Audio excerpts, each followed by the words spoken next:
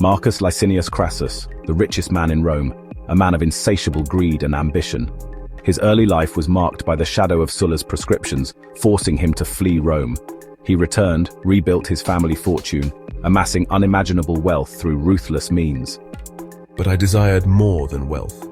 I craved power, influence, and the glory of military triumph, a craving that would prove my undoing.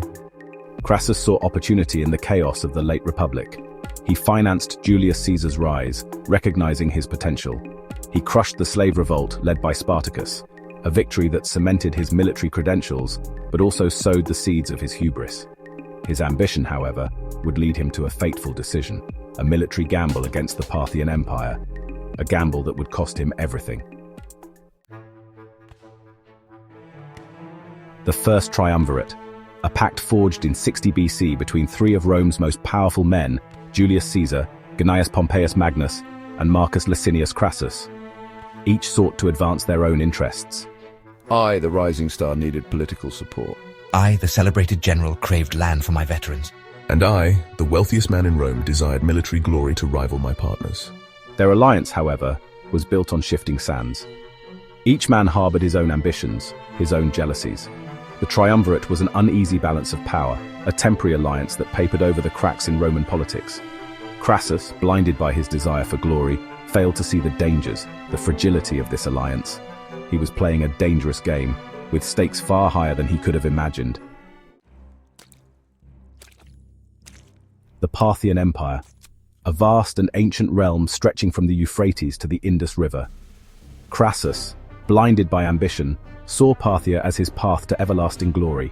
He envisioned a triumphant campaign, a conquest to rival Alexander the Great. Ignoring the warnings of his advisors, he embarked on a reckless invasion in 53 BC, leading his legions into the scorching deserts of Mesopotamia. The campaign was plagued by misfortune from the start. Crassus, blinded by his desire for glory, made crucial mistakes. He underestimated us, our cavalry, our deadly archers.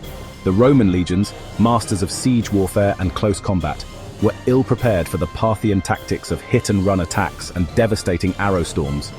The campaign was a disaster waiting to happen. And happen it did, in the scorching sands of Carrhae.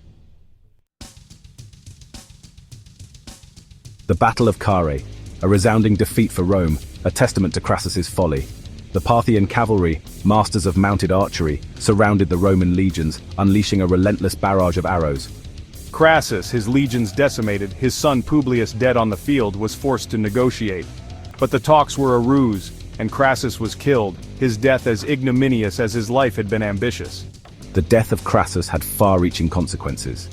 The First Triumvirate, already strained, collapsed. Rome descended into civil war.